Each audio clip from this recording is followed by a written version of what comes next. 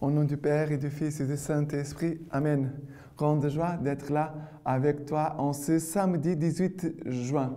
Et chaque samedi, je rappelle toujours, c'est toujours très important de renouveler la consécration à la Vierge Marie, renouveler le désir et en même temps la décision de prier son chapelet ou son rosaire chaque jour. Demander cette grâce d'amour à la Vierge Marie pour qu'avec elle, nous puissions être fidèles au Seigneur jusqu'au bout. Et la première lecture d'aujourd'hui, c'est le deuxième livre des Chroniques, chapitre 24, à partir du verset 17. Après la mort de Joada, les officiers de Juda vinrent se prosterner devant le roi. Et cette fois, le roi les écouta. Les Judéens abandonnèrent le temple du Seigneur, Dieu de leur père, pour rendre un culte aux pieux sacrés et aux idoles. À cause de cette faute, la colère de Dieu s'abattit sur Juda et sur Jérusalem. Des prophètes leur furent envoyés pour le ramener au Seigneur, mais ils témoignèrent contre eux sans qu'ils prêtent l'oreille. L'Esprit de Dieu revêtit Zacharie, le fils du prêtre Joada, qui se tint debout devant le peuple et lui dit, « Ainsi parle Dieu. Pourquoi transgressez-vous les commandements du Seigneur sans aboutir à rien? Parce que vous avez abandonné le Seigneur, il vous abandonne. » Ils se liguèrent alors contre lui et sur l'ordre du roi le lapidèrent sur le parvis du temple du Seigneur. Le roi Joas, oubliant la générosité qui lui avait témoigné Joada, père de Zacharie, tua Zacharie son fils, qui en mourant s'écria, « Seigneur, verra et demandera compte. » Or, au retour de l'année, l'armée araméenne partit en guerre contre Joas. Elle atteignit Juda et Jérusalem, extermina parmi la population tous les officiers et envoya toutes leurs dépouilles au roi de Damas. Certes, l'armée araméenne n'était venue qu'avec peu d'hommes, mais c'est une armée considérable que le Seigneur livra entre ses mains pour l'avoir abandonné, lui, le Dieu de leur père. Les Araméens firent justice de Joas, et quand ils le quittèrent, les laissant gravement malades, ses serviteurs se conjurèrent contre lui pour venger les fils du prêtre Joada et le tuèrent sur son lit. Il mourut et on l'ensevelit dans la cité de David, mais non pas dans les sépultures royales. Qu'est-ce qui se passe ici? Ce roi Joas, et même ici le peuple, ne veulent pas écouter la voix de Dieu que parle à travers le prophète Zacharie. Il dit que que le roi se sont prosternés pour rendre culte aux pieux sacrés et aux idoles. Les Judéens abandonnèrent le temple du Seigneur, Dieu de leur père, pour rendre un culte aux pieux sacrés et aux idoles. Ça veut dire que toujours les démons essaient de nous tenter de partager notre foi et notre cœur avec d'autres dieux, de faux dieux, des idoles.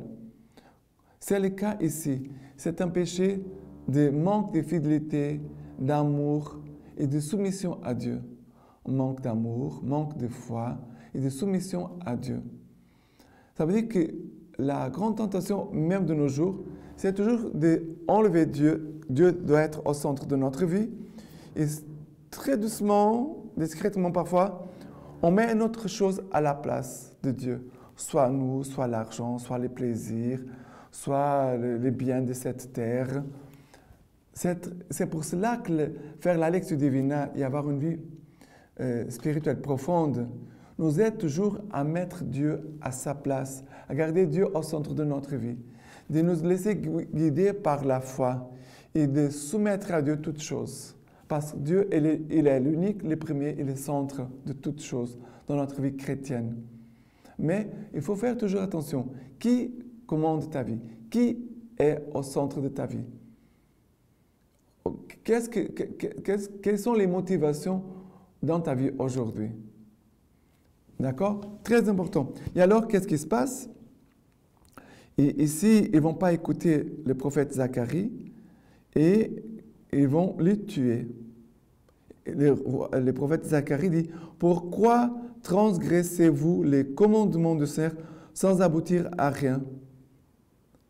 Parce que vous avez abandonné le Seigneur, il vous abandonne. » Et devant les paroles du prophète qui dérangeaient, ils vont se lier entre eux. Et la parole de Dieu dit qu'ils se liguèrent alors contre lui et sur l'ordre du roi, les lapidèrent sur le parvis du temple du Seigneur. Regardez, quel crime, quel péché. Et à la fin, qu'est-ce qu'on voit? On voit que le roi Joas va aussi perdre la bataille et voilà, qu'il va avoir son armée, qui va être pris et il va tout perdre. Voilà. Qui veut tout va tout perdre. C'est un dicton chez nous, mais je ne sais pas s'il y a au Cameroun, mais dans d'autres pays. Mais qui veut tout va tout perdre. C'est très important. Maintenant, le psaume d'aujourd'hui, c'est le psaume 89, à partir du verset 4. J'ai fait une alliance avec mon élu. J'ai juré à David mon serviteur. À tout jamais, j'ai fondé ta lignée. Je t'ai bâti d'âge en âge un trône. Le Seigneur veut faire bâtir une alliance avec nous. C'est le Seigneur qui nous a aimés les premiers. C'est le Seigneur qui a pris l'initiative de faire une alliance avec nous. Et Dieu est fidèle à son alliance envers nous. Et après, il m'appela, toi mon Père, mon Dieu, et le rocher de mon salut. Le Seigneur a fait une alliance avec nous. Il nous a aimés les premiers. Et nous pouvons vraiment avoir cette certitude que lui est notre Père, qui est notre rocher et notre salut. Il est mon Père, et comme Dieu est mon Père, il ne va pas m'abandonner. Dieu, il est fidèle. Malheureusement, nous sommes infidèles. Mais nous devons apprendre à être fidèles et à demeurer fidèles. À jamais, je lui garde mon amour. Mon alliance est pour lui véridique. J'ai pour toujours établi sa lignée. Voilà ce que le Seigneur nous dit. Voilà, jusqu'au verset 34, pardon. J'ai pour toujours établi sa lignée et son trône comme les jours des cieux. Si les fils abandonnent ma loi, ne marchent pas selon mes jugements, s'ils profanent mes préceptes et ne gardent pas mes commandements, je punirai leur révolte avec le fouet, leur faute avec des coups, mais sans lui retirer mon amour, sans faillir dans ma vérité. Ça veut dire, Dieu ne nous retire pas son amour, sans faillir dans sa vérité. Voilà, Dieu garde toujours envers nous l'amour et la vérité, même si nous profanons ses préceptes et si nous ne gardons pas ses commandements. Mais lui, Dieu nous dit, je garde toujours fidélité envers toi. Et c'est cette fidélité de Dieu qui nous permet à chacun de nous toujours de revenir à Dieu notre Père comme l'enfant prodigue. Comme l'enfant prodigue qui revient à la maison après avoir tout gaspillé, tous ses biens. Dieu nous accueille toujours, toujours. Même si nous n'avons pas fait une bonne expérience d'une paternité sur cette terre envers notre papa, Dieu, notre Père, il est bien au-delà de notre Père terrestre. Parce qu'il y a des gens qui font une image de Dieu le Père, comme si Dieu le Père était son papa sur la terre. Non. Il y a un chemin de guérison par rapport à la paternité, un chemin de réconciliation par rapport à la paternité, mais aussi un chemin de conversion pour découvrir vraiment le visage de Dieu le Père, de découvrir la présence et l'action de Dieu notre Père et aussi de comprendre le cœur de Dieu notre Père. Non pas seulement de connaître, mais de comprendre le cœur du Père comme Jésus. Et maintenant, l'évangile d'aujourd'hui, c'est Matthieu 6, 24, à partir du verset 24. Nul ne peut servir de maître, ou il haïra l'un et aimera l'autre, ou il s'attachera à l'un et méprisera l'autre. Vous ne pouvez servir Dieu et l'argent. Voilà pourquoi je vous dis, ne vous inquiétez pas pour votre vie de ce que vous mangerez, ni pour votre corps de quoi vous le vêtirez. La vie n'est-elle pas plus que la nourriture et le corps plus que le vêtement? Regardez les oiseaux du ciel. Ils ne sèment, ni ne moissonnent, ni ne recueillent en des greniers, et votre Père céleste les nourrit. Ne valez-vous pas plus qu'eux? Qui d'entre vous, d'ailleurs, peut, en s'en quittant, ajouter une seule coudée à la longueur de sa vie? Et de vêtements, pourquoi vous inquiétez? Observez les lys des champs, comme ils poussent. Ils ne peinent ni ne filent. Or, je vous dis que Salomon lui-même, dans toute sa gloire, n'a pas été vêtu comme l'un d'eux. Que si Dieu habille de la sorte l'herbe des champs, qui est aujourd'hui et demain sera jeté au four, ne fera-t-il pas bien plus pour vous, gens de peu de foi? Ne vous inquiétez donc pas en disant, qu'allons-nous manger? Qu'allons-nous boire? De quoi allons-nous nous vêtir? Ce sont là toutes choses dont les païens sont en quête. Or, votre Père céleste sait que vous avez besoin de tout cela.